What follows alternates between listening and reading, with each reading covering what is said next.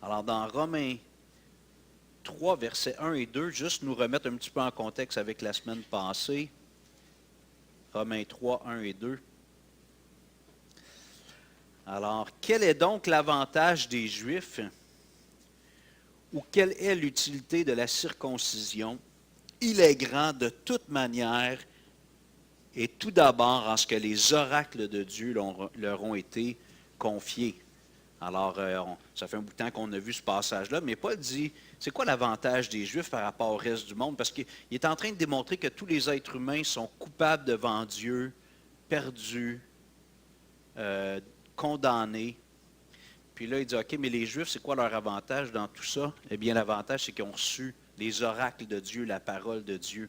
Donc, la parole de Dieu a une grande valeur. Et le peuple juif, jusqu'à ce que Jésus vienne, était réceptacle. C'était eux qui recevaient la parole de Dieu, qui avaient le devoir de la transmettre oralement, par écrit. Et ça a donné ce qu'on appelle aujourd'hui l'Ancien Testament.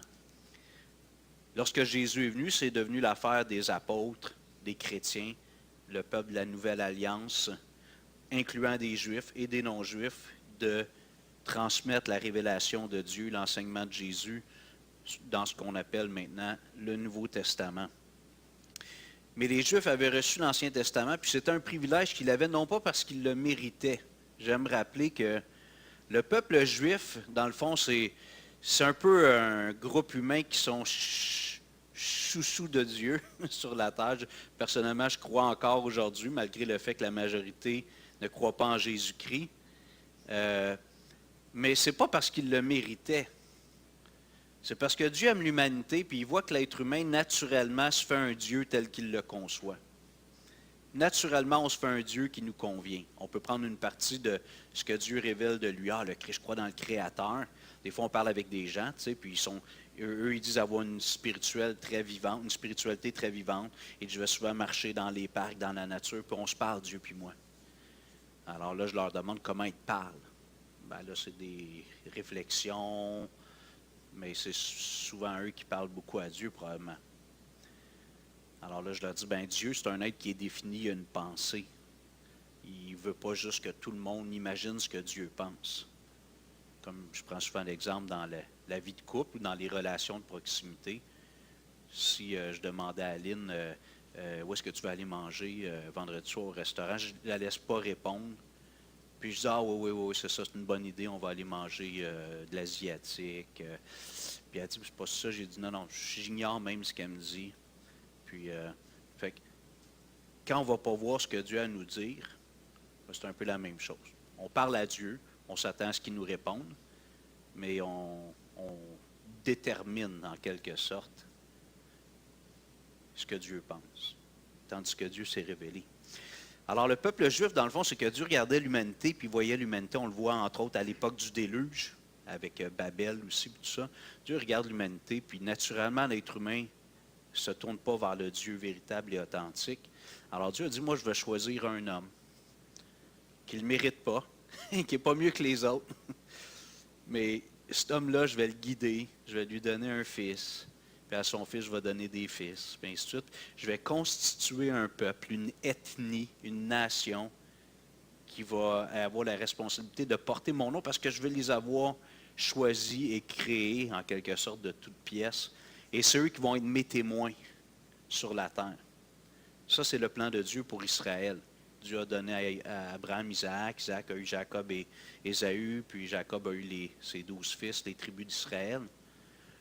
Puis on voit leur histoire, étant donné que c'est des êtres humains, ils cherchent constamment à se faire un Dieu tel qu'ils le conçoivent, un Dieu à leur image, ou ils veulent être comme le reste du monde, avoir une statue à adorer, à déposer dans leur sanctuaire. Alors Dieu, on voit que tout au long de l'Ancien Testament, il dit, je vais devoir faire quelque chose de plus grand un jour avec l'être humain, je vais devoir aller faire un miracle à l'intérieur. Parce que juste de donner de l'information externe, des révélations, des prophéties, ce qu'on pourrait appeler l'Ancien Testament, c'est pas assez. Il faut qu'il y ait quelque chose d'interne. Je prenais l'exemple des enfants qui grandissent dans un foyer chrétien, puis tant qu'ils sont sous le couvert parental, dans l'environnement chrétien, des fois, ça a l'air bien, tu sais. Puis Certains d'entre eux, quand c'est le temps de partir pour l'université ou pour aller travailler à l'étranger, c'est là qu'on voit dans le fond où ils en sont réellement avec Dieu. Est-ce qu'ils vont chercher une église locale? Est-ce qu'ils vont marcher avec Dieu? Est-ce qu'ils vont avoir une intimité avec Dieu? Alors, si leur foi est juste basée sur des éléments externes qui viennent des parents, de l'environnement à l'Église, par exemple, mais que ce n'est pas intériorisé, ils risquent de délaisser la vie chrétienne. Mais s'ils sont transformés intérieurement, la motivation, elle est intrinsèque. Ils n'ont pas besoin de papa, maman, puis de l'Église locale. On a besoin les uns des autres. Tu sais. Mais fondamentalement, ils vont dire, il faut que je me trouve une Église. Il faut que je me connecte à Dieu. Peut-être pendant un bout de temps, ils ont surfé un peu sur la spiritualité des parents, puis là, ils se retrouvent loin de la maison. Au début, ils ne vont pas à l'église. Là, ils se disent, ah, ça me manque. Là, ils se raccrochent au Seigneur, puis là, ils développent, ils affermissent leur spiritualité. Alors, Dieu a dit à Israël, c'est ça qui arrive, c'est que ce n'est pas interne. Il y en avait là, dans le peuple d'Israël, il y a beaucoup de gens qui aimaient Dieu, mais comme peuple, on peut dire que généralement, ils se détournaient de Dieu constamment. Alors Dieu a dit un jour, je vais venir faire un miracle, je vais venir faire quelque chose de nouveau. Je vais bonifier, améliorer l'alliance que je veux faire avec mon peuple et je vais faire une opération spirituelle intérieure. Dans Ézéchiel 36, je vais enlever votre cœur de chair, je vais vous mettre un cœur de pierre. J'ai dit quoi? Je vais enlever votre cœur de pierre puis mettre un cœur de chair. Merci. Je vais vous donner un esprit nouveau. Je vais mettre en vous mon esprit et je vais faire en sorte que, vous souvenez-vous, que vous suiviez mes lois. Puis je vais être votre Dieu. Alors ça, c'est ce que Jésus a prêché dans Jean 3, la nouvelle naissance. Alors, ça, c'est la nouvelle alliance. Maintenant, depuis que Jésus est venu, 40 jours après son ascension, la Pentecôte, le Saint-Esprit descend sur les apôtres. Et maintenant, tous les chrétiens authentiques ont le Saint-Esprit. Donc, nous avons cette motivation. Hey, pour sortir de la maison ce matin et venir à l'église, il fallait vouloir. Hein? Moi, je serais resté chez nous, humainement parlant. Là, hey, mon ami, les pieds en dessous de la couverte, café. Mais non, on va à l'église. Bon, puis ceux qui ont décidé de ne pas venir parce qu'il fait froid, il n'y a pas de problème, je ne pose pas de jugement, mais on était motivés. C'est vrai? Un matin, on était motivés peut-être même plus que d'autres fois. Siméon, tu as marché? Tu as marché ou tu as eu du transport? Tu as pris le bus? OK, tu as été sage. Il ne reste pas tellement loin, il peut marcher. C'est quoi, 15 minutes marcher? 10 minutes? C'est long? Ah oui, mais là, avec le froid, c'est très long. Alors, surtout, plus on marche, plus qu'on gèle, fait que nos mouvements sont... Nos jointures gèlent.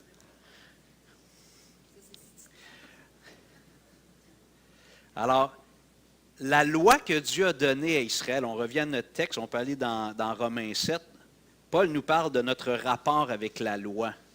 Et quand on parle de la loi, généralement, on parle de l'Ancien Testament. Toute la révélation de Genèse jusqu'à Malachie, le dernier prophète avant la venue de Jésus-Christ, la venue de Jean-Baptiste.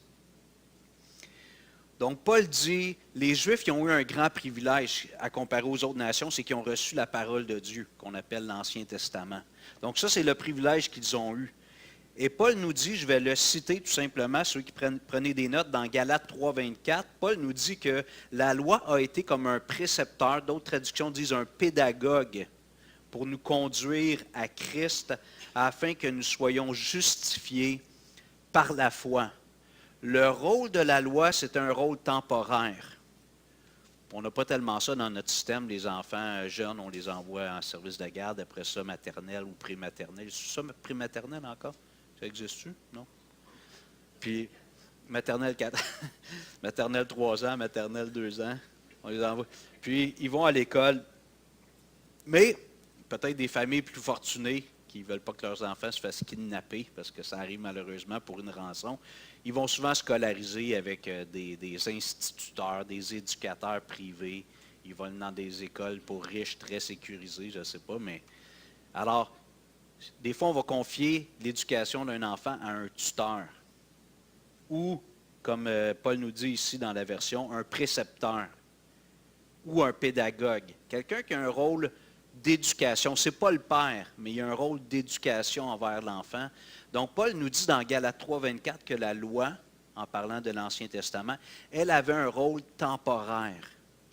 C'était comme un enseignant qui fait l'éducation du peuple d'Israël et par ricochet de l'humanité, jusqu'à temps que Jésus vienne, que quelque chose de parfait vienne. C'était quelque chose de temporaire.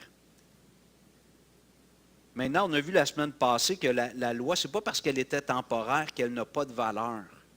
Jésus a dit, prenez garde, je ne suis pas venu pour abolir la loi, mais je suis venu pour l'accomplir. On n'efface pas l'Ancien Testament, on n'enlève pas l'Ancien Testament, puis c'est extrêmement riche pour mille et une raisons. Mais Jésus a dit, je ne suis pas venu, puis il a dit, il y a malheur à quiconque efface un seul trait de lettre dans la parole de Dieu. Alors, Jésus a dit, je ne suis pas venu pour abolir la loi, mais pour l'accomplir. Alors, quand on comprend, il y a quelqu'un qui avait dit, je ne me souviens pas, je vais bien dire la phrase, mais le Nouveau Testament est inclus dans l'Ancien Testament. Il est comme encapsulé avec un peu de mystère. Puis le Nouveau Testament, lui, il éclaire le Nouveau Testament. Une fois que le Nouveau Testament a été écrit, quand on le lit, on comprend beaucoup plus de choses dans l'Ancien. Plein, d'entre autres, de typologie ou de types des personnages qui représentaient le Christ de façon prophétique, mais c'était juste comme une image, un type qu'on appelle. Alors, la loi avait ce rôle temporaire. Dieu l'a donné jusqu'à ce que vienne le Messie promis. Genèse chapitre 3, verset 15, le descendant de Ève qui allait régler le compte du serpent, du diable. Alors, la loi, elle est parfaite. La loi que Dieu a donnée, elle est parfaite. L'Ancien Testament, c'est excellent. Comme je dis, des fois, j'entends même au milieu du christianisme, moi, l'Ancien Testament, j'aime moins ça. Je sais qu'il y a des passages plus lourds, tu sais, les généalogies, les descriptions détaillées du tabernacle ou du temple. Je sais qu'il y a un peu de lourdeur, peut-être des fois, si on n'aime pas ce genre de détails-là. Mais si on dit ce que j'aime moins dans l'Ancien Testament, c'est Dieu semble plus sévère, il semble plus exigeant quand on regarde, par exemple, le Code civil. Alors, Dieu a donné à Israël un code criminel, un code de conduite en tant que société. Et j'ai précisé, en tant que chrétien, on n'a pas à essayer d'imposer ce système-là dans nos cultures.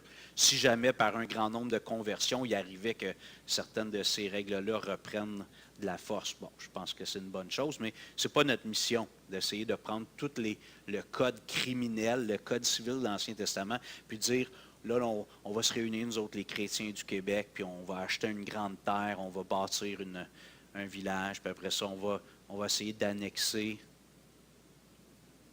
un autre État. Vous comprenez, on va prendre l'expansion. Puis là, on va être serré, là, on va mettre de la pression sur notre voisin, puis on va dire, on veut ta terre. Tu sais, ça serait bien mieux si tu faisais partie de notre pays chrétien. Alors, on n'a pas à faire ça. C'est d'être partout. Même, je pense que c'est Tertullien, ou en tout cas un des pères de l'Église, excusez-moi pour le nom, là, on n'a pas ces noms-là aujourd'hui, mais à un moment donné, il écrit dans sa lettre, puis il dit, vous essayez de nous tuer, les chrétiens. Il dit, vous nous faites mourir, vous nous persécutez, mais il dit, on est partout. Puis là, il nomme tous les lieux. Puis à la fin, il dit, il y a juste dans vos temples d'idoles que vous ne nous trouverez pas. Il dit, on est partout. On est au Sénat, on est au marché, on est dans les écoles, on est partout. Et c'est ça le christianisme, c'est d'être partout. On n'est pas là pour créer un État géographique, national, chrétien. On est là pour être partout. Un peu comme des agents doubles, mais non masqués. Vous comprenez? On est infiltrés, mais sans jouer de jeu. On ne cache pas notre vrai jeu. On est des chrétiens, on est la lumière du monde. Alors, quelle était l'utilité de la loi durant cette période de pédagogie jusqu'à temps que Jésus vienne? Le rôle de la loi, c'était de montrer à l'être humain quels sont les standards de Dieu, à quel point, malheureusement, il n'est pas capable de toujours obéir à la volonté de Dieu. Donc, la loi avait comme rôle de présenter les standards, la sainteté, la justice de Dieu. Ça, c'est Dieu. L'Ancien Testament, c'est le cœur de Dieu. Le Nouveau Testament, c'est le cœur de Dieu, avec une révélation, une explication progressive. Mais aussi, le rôle de la loi, c'était de condamner les crimes. Alors, s'il y a un code routier, puis que je brûle un stop ou une lumière rouge, parce que je regarde les deux bords, personne, je continue, puis qu'on m'arrête, bien, le code routier, je ne sais pas si c'est le bon terme, mais L'agent, il marque, quand il me fait l'infraction, il va dire selon tel article, Monsieur Étier, telle date, telle heure. Il a brûlé un stop, il a brûlé une lumière rouge et je suis coupable. Il faut que je paye la contravention et que j'assume les conséquences, sans quoi ils vont sévir davantage. Alors la loi, elle avait pour but de nous montrer qu'on est coupable, qu'on est pécheur, qu'on a un problème légal avec Dieu.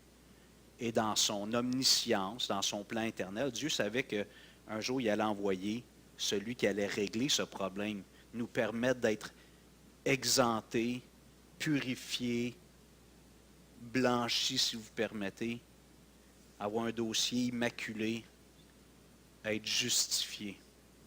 Dieu savait qu'il allait faire ça un jour. Nous, on est limités. Une journée, quand j'ai hâte à quelque chose, je trouve qu'une journée, c'est long. J'ai hâte d'être dans un autre bâtiment. Mais pour Dieu, 1 an, 2 ans, il n'y a rien là. Une journée est comme 1000 ans. Nous, on est temporel, fait qu'on est pressé par le temps. Dieu, lui, il n'y a pas de limite. Alors, dans son plan éternel, de la création d'Adam jusqu'à la venue de Jésus-Christ, c'est quelques jours pour nous. À ses yeux, c'est comme quelques jours, c'est plusieurs milliers d'années. Alors, Dieu savait qu'un jour, celui qui allait régler le problème fondamental et intérieur de l'être humain, qu'on appelle le péché, allait venir. La loi avait pour objectif de nous préparer à la venue du Messie. Donc la loi avait pour fonction, et je crois qu'elle l'a encore pour tous ceux qui ne sont pas en Jésus-Christ, de révéler les standards de Dieu, la sainteté, la justice de Dieu, qui est Dieu, mais aussi de nous condamner, de nous démontrer notre culpabilité et d'exprimer le fait que Dieu n'aime pas le péché, la colère de Dieu. Parce que quand on voit dans l'Ancien Testament les sanctions que Dieu applique pour le péché, on voit que c'est sévère. Parce que Dieu est saint, Dieu est parfait. Alors c'était l'objectif de Dieu. Maintenant, on va dans Romains 7, s'il vous plaît, peut-être que vous y êtes déjà. On va relire nos 6 versets.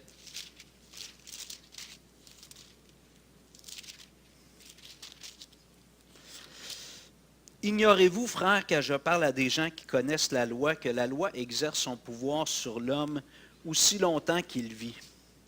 Ainsi, une femme mariée est liée par la loi à son mari tant qu'il est vivant, mais si le mari meurt, elle est dégagée de la loi qui la liait à son mari. Si donc du vivant de son mari, elle devient la femme d'un autre homme, elle sera appelée adultère. Mais si le mari meurt, elle est affranchie de la loi de sorte qu'elle n'est point adultère en devenant la femme d'un autre.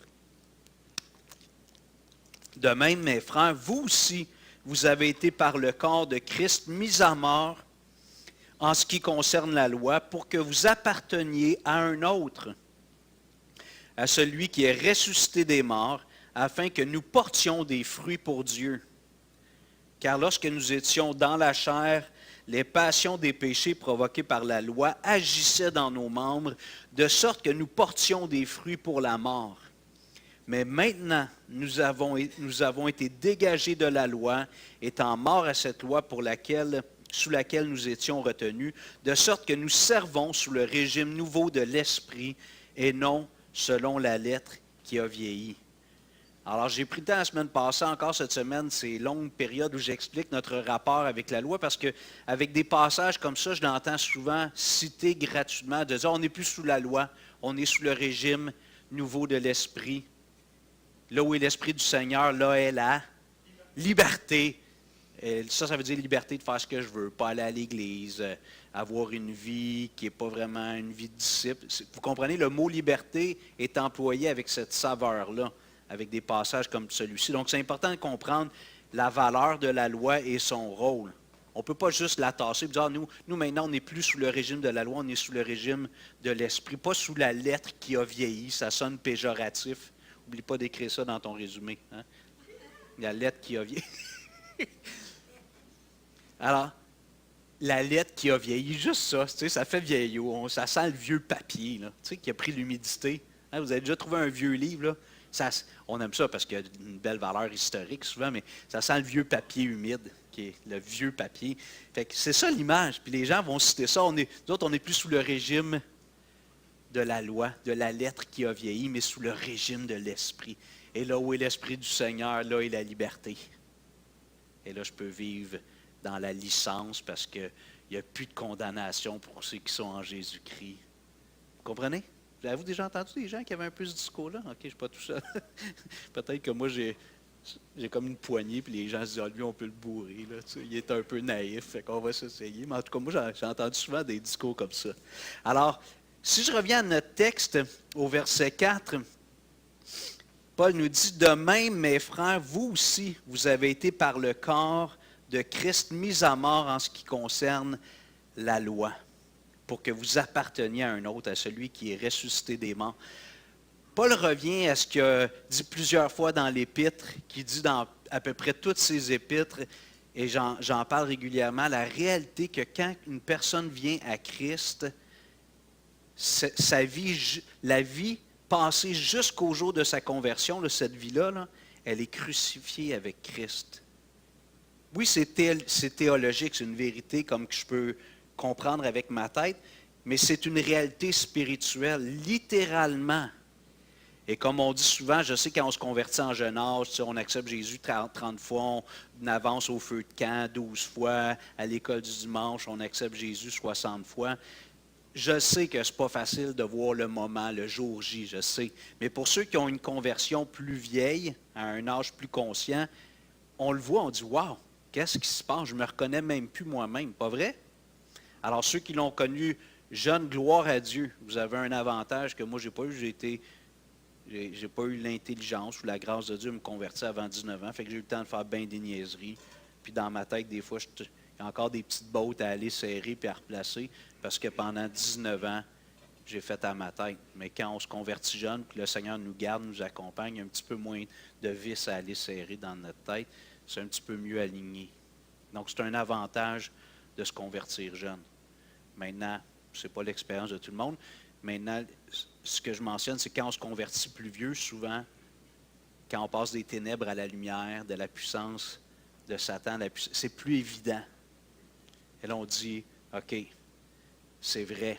C'est pas juste de la théologie. C'est pas juste un verset dans la Bible, je l'ai vécu. Je ne vois plus les choses de la même façon. Je donne des exemples, des fois, dans mon cas, vous allez vous rappeler peut-être, mais mes parents écoutaient là, Jacques Boulian. Excusez pour ceux qui l'aimaient. Mais moi, pour le gars de 16-17 ans, là, dans les années 80, début 90, là, du country. Pourtant, j'aime sa musique, là. Mais à l'époque, il y avait une autre affaire. Je ne me souviens pas du nom. J'ai essayé de chercher sur Google. Je pense que c'est Pershauer Sister. Là, si quelqu'un trouve ça, vous me le direz. Juste la photo, sa cassette, ça me donnait mal au cœur. Tu sais, parce qu'il avait l'air quétaine. Il y avait 3 filles avec lui grande robe, là, tu sais, ça avait l'air quasiment des années 70, avec le vieux père, le monsieur assis au milieu. Puis il faisait des disques, dans le temps, c'était des cassettes. Puis il écoutait ça. Ah. Quand j'étais dans l'auto, mes parents écoutaient ça, je me calais, il ne fallait pas que quelqu'un me voie dans l'auto, tu sais, s'il ouvrait la fenêtre. Bien. Pourtant, quand je me convertis, je me mets à mettre ça, puis à envoyer la musique dans le tapis, les fenêtres ouvertes, la Bible de maman. Hein? J'ai bâti ma maison, je ne sais plus trop là, les chants de Jacques Boulian. Là. Je chantais ça de tête, le cœur joyeux. Pourtant, je détestais cette musique-là. Ça me donnait mal au cœur avant. J'étais gêné. Puis là, j'avais le goût de les chanter puis d'ouvrir les fenêtres. Un exemple. Je pourrais vous donner d'autres exemples, mais c'est suffisant pour l'instant. Alors, lorsque on vient à Christ, Paul nous le dit au verset 4, il dit « De même, mes frères, vous aussi, vous avez été par le corps de Christ mis à mort en ce qui concerne la loi, pour que vous apparteniez à un autre. » Et j'aime l'image ici que Paul utilise. Pendant un bout de temps, on a parlé d'être esclave. Vous vous souvenez dans le chapitre 6, puis je sais que c'est une image qui peut être lourde. Tu sais, puis tout le concept d'esclavage, a priori, ce n'est pas très heureux. Si on regarde historiquement avec la dureté du cœur humain, quand les êtres humains avaient un esclave, généralement, ce n'était pas des bons traitements. Mais là, ici, Paul nous apporte une autre image. Et je vais faire exprès, je vais utiliser le mot romantique. Qui est plus romantique, mais qui est biblique. C'est pas on ne met pas du fard à joues, puis un petit peu de parfum, puis du push-push de rose. Là. C'est dans la Bible. Il prend l'exemple, il dit, quand une femme est mariée avec son mari, dans le texte qu'on a lu, il dit, tant que le mari est vivant, elle ne peut pas aller vers un autre homme, sinon elle va être adultère. Mais si le vieux schnock, il meurt, excusez, si son mari, il meurt. Connaissez-vous l'histoire de la femme qui... C'est le service de son mari, puis le monsieur veut se faire incinérer, tu sais, fait qu'ils font toute la cérémonie, les belles paroles, les hommages, tout ça. Puis quand elle revient à la maison, elle a l'urne avec les cendres dedans. Connaissez-vous l'histoire? Elle ouvre l'urne, elle est dans le salon, puis elle envoie les cendres par terre. Elle part la balayeuse, puis elle part la balayeuse, elle dit, tiens, c'est la dernière fois que je te ramasse, toi. Faites pas ça, s'il vous plaît. Allez le jeter dans la rivière au moins. Allez le jeter dans... OK. Mariage heureux, malheureux, peu importe. Tant que tu es marié, selon Dieu, tu es pogné avec lui ou avec elle. Mais quand il meurt, si c'est un mariage malheureux, tu vas dire, ouf! J'espère que vous avez tous des mariages heureux. Mais si c'est un mariage malheureux, tu dis, ouf, quel soulagement. Et j'ai remarqué, il n'y a pas beaucoup de sagesse et d'expérience dans le domaine, mais même des fois, les mariages qui n'ont pas l'air très heureux, quand il y en a un des deux qui meurt, l'autre réalise la valeur de son conjoint. Alors, la leçon, ma petite leçon de morale ce matin, profitez de votre époux, soyez gentil pendant le temps qu'il est vivant. Je vois ça trop souvent. Tu vois de leur vivant, puis ça n'a pas l'air très heureux, puis quand un des deux meurt, l'autre, c'est la fin du monde. De partager 20 ans, 30 ans, 40 ans, on est comme pris ensemble, on est tricotés ensemble, puis c'est lourd. Alors, appréciez-vous pendant le temps que vous êtes vivant. Dis, je t'aime, tu es précieux. Tu sais. Appréciez-vous. OK, excusez, petite leçon de morale. Mais l'image ici est plus quand même intéressante que l'esclavage. Le rapport maître à esclave, c'est le mariage, qui naît généralement, du moins dans notre société, de quelque chose d'amoureux. On n'est pas dans des mariages forcés. Y a-t-il quelqu'un qui s'est marié organisé ici? Toi, oui? Ben non. Quelqu'un, c'est vos parents là, qui ont organisé votre mariage. Y en a-tu qui ont vécu ça ici? À Lourdes, non? Alors, non, OK. Alors, initialement, si on s'est marié, c'est parce qu'il y a eu une petite flamme à un moment donné. Hein? Il y a eu des sentiments. Alors, l'image du mariage est quand même plus romantique, positive que l'image du maître et de l'esclave.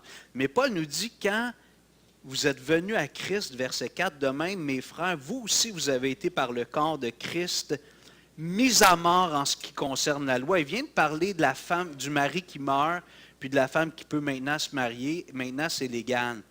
C'est correct. Son mari est décédé. Tu peux trouver un autre mari, il n'y a pas de problème. Dieu y approuve ça. Alors, de la même façon, Paul nous dit que c'est aussi fort que ça.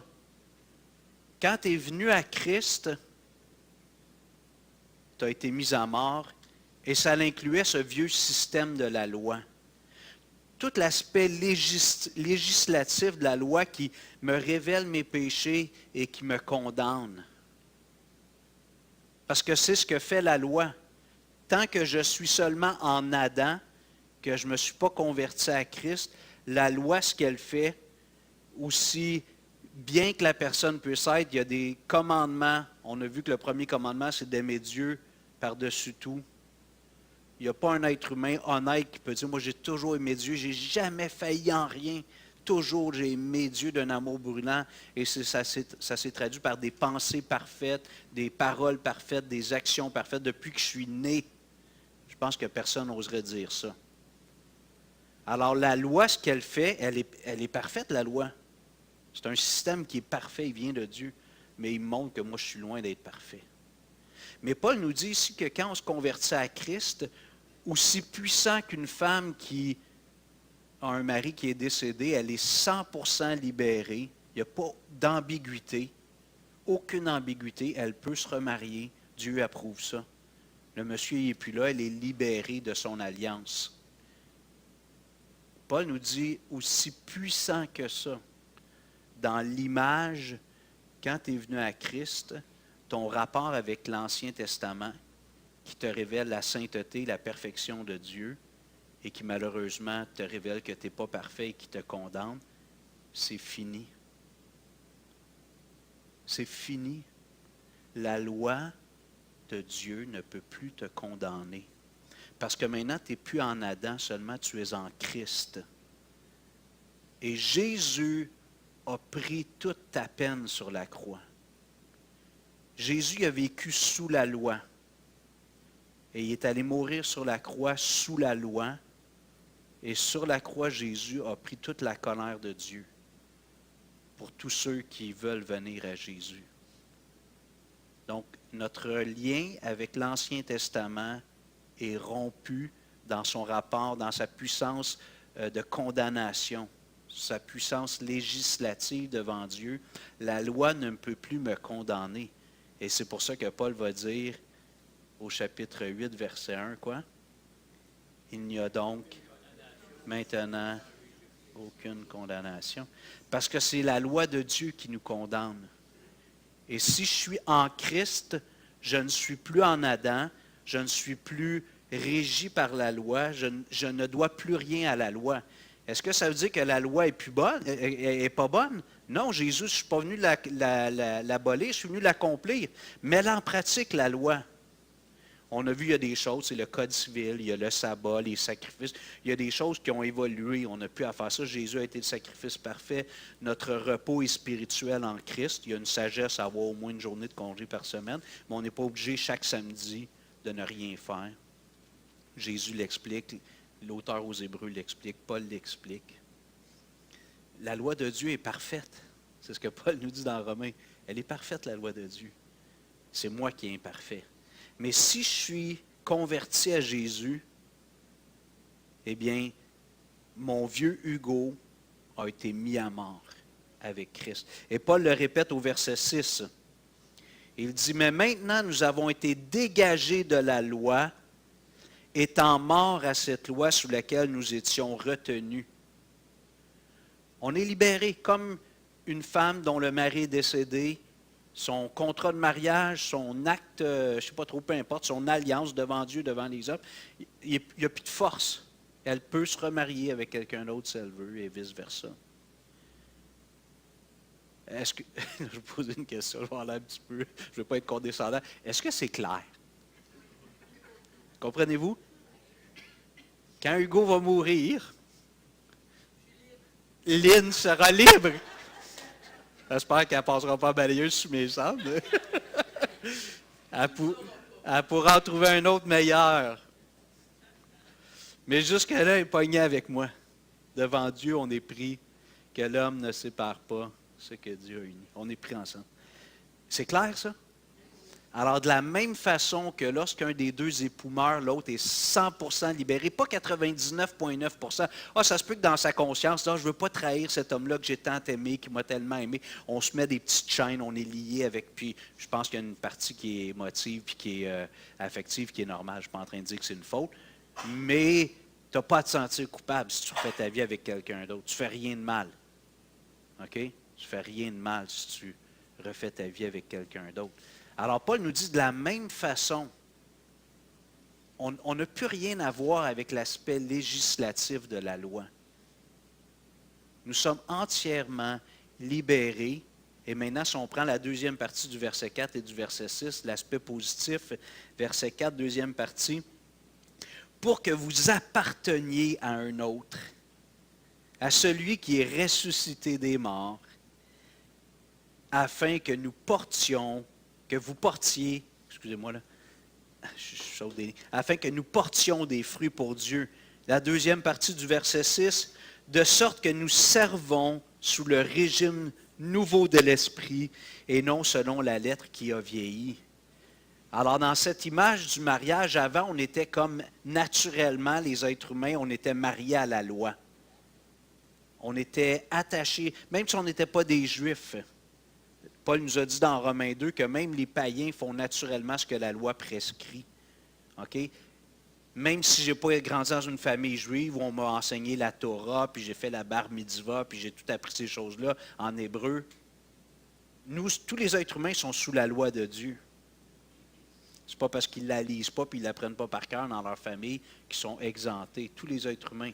Mais quand on vient à Christ, c'est fini, ce rapport avec la loi, il est fini. Et maintenant, on appartient à un autre, on est marié, c'est la partie romantique.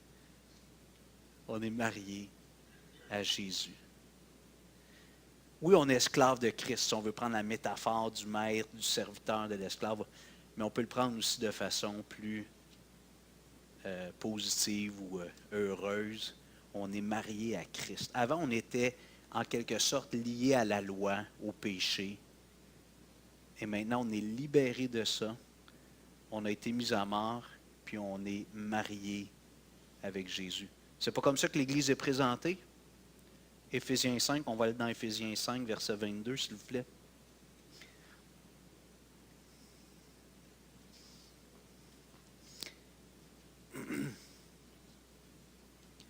Éphésiens 5, 22.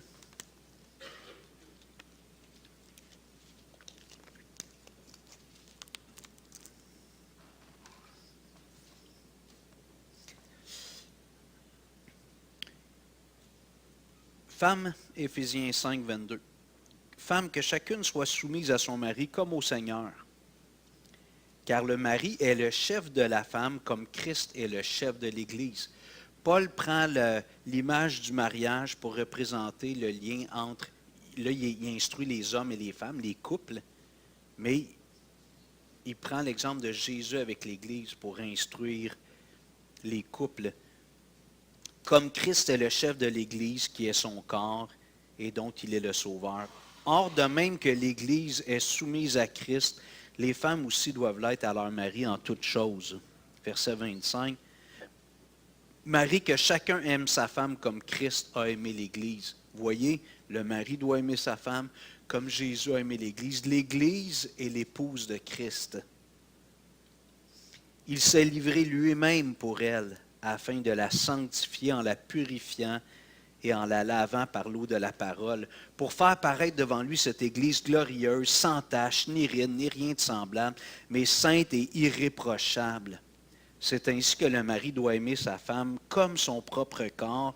Celui qui aime sa femme s'aime lui-même, car jamais personne n'a haï sa propre chair, mais il la nourrit et en prend soin, comme Christ le fait pour l'Église. Parce que nous sommes membres de son corps. C'est pourquoi l'homme quittera son père et sa mère, s'attachera à sa femme, et les deux deviendront une seule chair. Ce mystère est grand, je dis cela par rapport à Christ et à l'Église. Du reste, que chacun de vous aime sa femme comme lui-même et que la femme respecte son mari. Alors là, ici, l'enseignement, c'est un enseignement pour les couples chrétiens. Ben, les couples, mais ça s'adresse aux... Mais Paul prend l'image de Jésus qui est l'époux de l'Église. L'Église est l'épouse de Jésus. Quand on s'est converti, on a été unis à Christ, comme un mariage. Et dans la tradition juive, peut-être que vous savez, le mariage n'était pas vraiment consommé. Ça ne s'est pas fait à toutes les époques, mais souvent, il y avait comme la fiançaille, qui était une promesse de mariage, qui était comme coulée dans le béton. Aujourd'hui, si un couple se fiance, puis il se laisse, bon, des fois, ça crée un petit peu de remous, les proches nous demandent pourquoi, puis tout ça, mais il n'y a pas de grand drame. Regarde, on a réalisé que c'était peut-être mieux de ne pas se marier, c'était plus sage. Mais chez les Juifs, il y avait la fiançaille, puis là, le mari allait construire la maison familiale. Ça pouvait prendre 6 mois, 1 an. Quand il avait fini, il venait chercher son épouse. Et là, il y avait une fête, il apprenait la fête, puis après ça, ils s'en allaient dans leur maison. Et c'est là qu'ils consommaient leur mariage. Alors, c'est la même image avec Jésus. On est déjà mariés à Jésus. On est déjà fiancés, mais dans l'approche juive, on est promis à Jésus. Jésus est allé préparer la maison nuptiale. Puis quand elle va être prête, il va venir nous chercher. Et on va aller vivre pour l'éternité dans la maison du Seigneur. Ça va être merveilleux, hein? Mais je reviens au texte ici, c'est la rupture avec la loi. C'est fini. Et peut-être que vous dites, Hugo, regarde, on n'est pas nous autres, là, on ne lutte pas avec ça, on n'est pas l'époque du Nouveau Testament. Mais là où l'application, je trouve qu'elle est forte pour ce qui nous concerne en 2026, c'est la culpabilité qu'on traîne.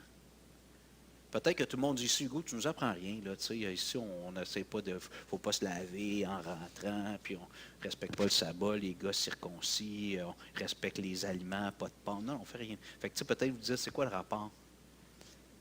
c'est comment Satan utilise la loi pour travailler dans notre tête. Et je veux dire notre chair aussi. Parce que regardez au verset 5, qu'est-ce que Paul nous dit, puis il va le développer, on va voir ça dans les prochaines semaines. Mais au verset 5, il dit, « Car lorsque nous étions dans la chair, les passions des péchés provoqués, des péchés provoqués par la loi agissaient dans nos membres de sorte que nous portions des fruits pour la mort. » L'interdit. Goûter l'interdit. Ça, c'est fort chez l'être humain, entre autres non régénéré.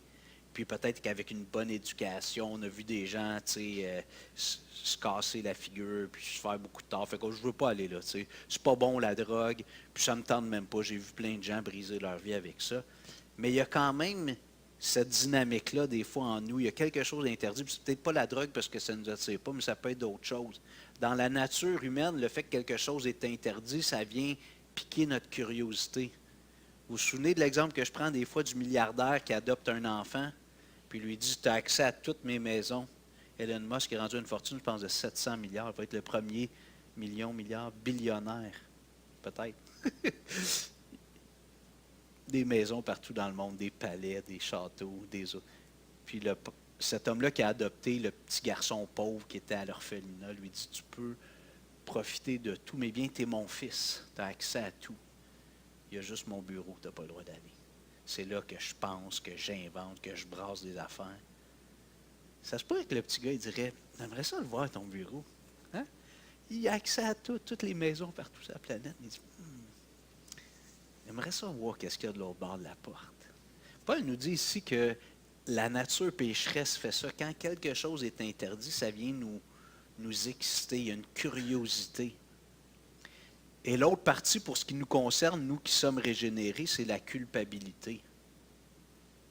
Quand on fait quelque chose qui déplaît au Seigneur, qu'on appelle le péché, puis là, je ne suis pas en train de dire qu'il faut prendre ça à la légère, mais des fois, on traîne ça dans notre conscience. On a demandé pardon au Seigneur, on l'a confessé, puis c'est là encore. Des fois, c'est des affaires qui datent de 30 ans. Puis le Seigneur débloque ça, un moment donné, on réalise qu'on ne s'est jamais pardonné. On n'a jamais accepté le pardon du Seigneur. Moi, je me souviens au début de ma conversion, je n'ai pas eu une adolescence hyper rebelle, mais je n'ai pas eu une adolescence exemplaire. Et j'ai traîné pendant quelques années des culpabilités sur des choses que j'avais faites. Je savais que j'avais fait du mal à des gens, puis je savais que Jésus était mort pour mes péchés, mais on dirait que j'arrivais pas à... Il y avait comme une pesée dans mon cœur dans ce domaine-là, puis à un moment donné, je disais, OK, Dieu, tu m'as pardonné, j'ai pu apporter ça. Si je pouvais réparer, j'aurais dû réparer, tu sais. Je me souviens, j'avais volé un ballon de volleyball au cégep. On allait jouer, là, tu sais. Puis là, une couple de mois après ma conversion, je le vois dans le fond de mon garde-robe. Je dis, pas à moi, ça. Bon, pas grave, là. Personne qui s'en est rendu compte. Mais ça m'a assez achalé. À un moment donné, je suis allé le porter. Je suis allé au bureau des loisirs de la ville de Saint-Hubert, puis j'ai dit, j'ai volé ça, madame, il y a plusieurs années. Maintenant, je suis chrétien, puis c'est pas à moi, je viens le rendre, tu sais. Voulez-vous mettre les menottes, appeler la police? Non, non. Mais la culpabilité, quand on offense le Seigneur, parce que ça nous arrive encore, on est d'accord? On doit reconnaître que c'est pas bien. Et c'est normal qu'il y ait une lourdeur en nous. Le Saint-Esprit, notre conscience, ça nous accuse. Ça, c'est correct, c'est des bons mécanismes. Mais qu'est-ce qu'on fait? On va devant le Seigneur dans la prière, on lui demande pardon. Et si on a offensé quelqu'un, qu'on a réparé, on va voir la personne. On dit, écoute, je n'ai pas été correct, je te demande pardon. Premièrement, on accepte le pardon du Seigneur, puis Dieu nous pardonne. Mais Satan va peut-être vouloir pendant un bout de temps peser à « t'as fait ça, t'as dit ça, t'as pensé ça ». Et peut-être que quelqu'un dirait, oui, mais c'est bon ça, ça nous aide à ne pas le refaire. Ce n'est pas les bonnes motivations, la culpabilité. Ce qui doit nous pousser à marcher dans la sainteté, c'est l'amour pour Dieu. Ce n'est pas, je vais me sentir coupable, je ne veux plus le faire, je vais me sentir coupable. C'est centré sur qui quand je pense comme ça? Sur moi. Moi, je ne me sentirai pas bien, donc je ne ferai plus ça. C'est correct, là, c'est mieux que rien. Mais si je le fais parce que j'aime Dieu, que le Saint-Esprit habite en moi, que je suis le temple du Saint-Esprit, comme a dit Martial au début. Le Saint-Esprit habite en nous. Je ne m'appartiens pas à moi-même. Je suis marié à Jésus.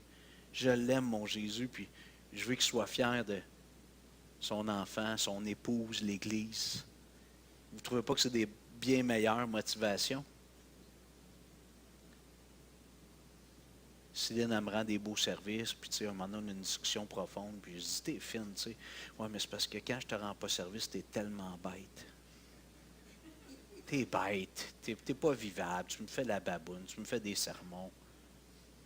Ben, en tout cas, pour l'instant, ça me ferait mal au cœur. J'aimerais mieux qu'elle dise, non, non, mon amour, j'aime ça être gentil avec toi parce que je t'aime. J'aime ça te voir heureux. Pas juste pour éviter ta baboune et tes mauvaises humeurs. Vous comprenez? Êtes-vous d'accord que c'est plus noble, des meilleures motivations? Alors Dieu veut qu'on marche avec lui, non pas parce qu'on ne veut pas se sentir coupable. Tu sais, c'est des mécanismes qui aident un peu, mais la meilleure motivation, c'est parce qu'on aime Dieu.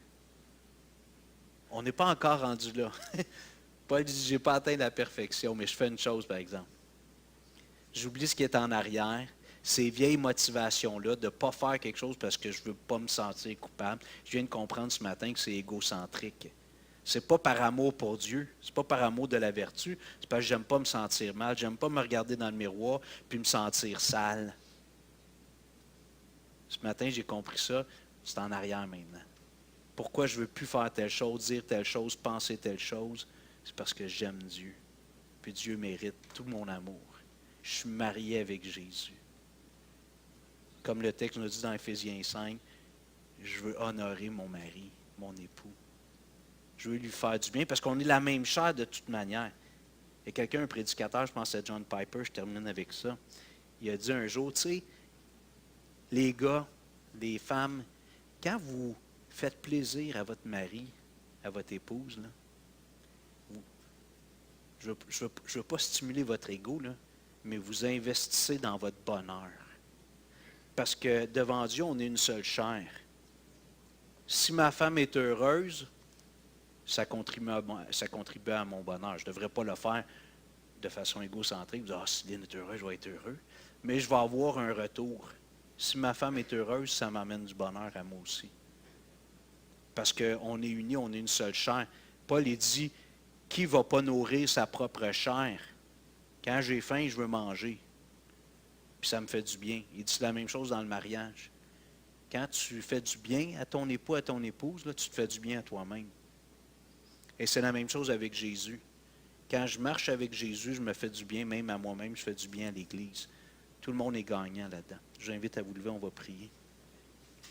Seigneur, merci pour cette image, cette analogie du mariage qu'on a vue dans cette partie de Romains 7.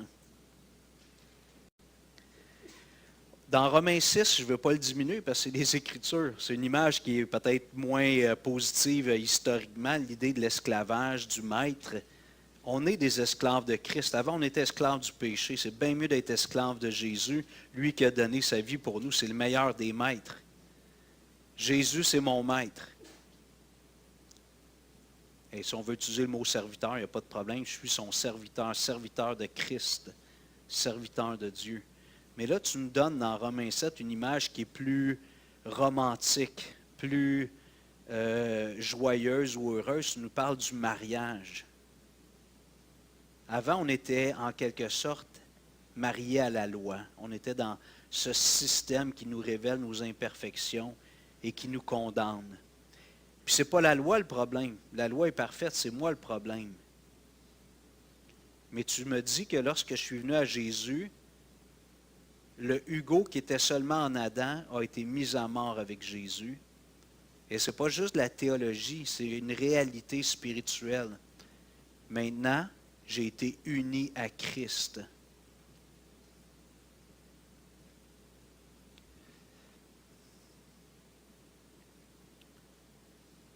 Seigneur, je te prie que tu mettes dans mon cœur, dans nos cœurs, d'être des amoureux de Jésus, dévoués, heureux. Je suis sûr que tout chrétien peut dire sans hésiter, j'aime tellement ça faire plaisir à Jésus.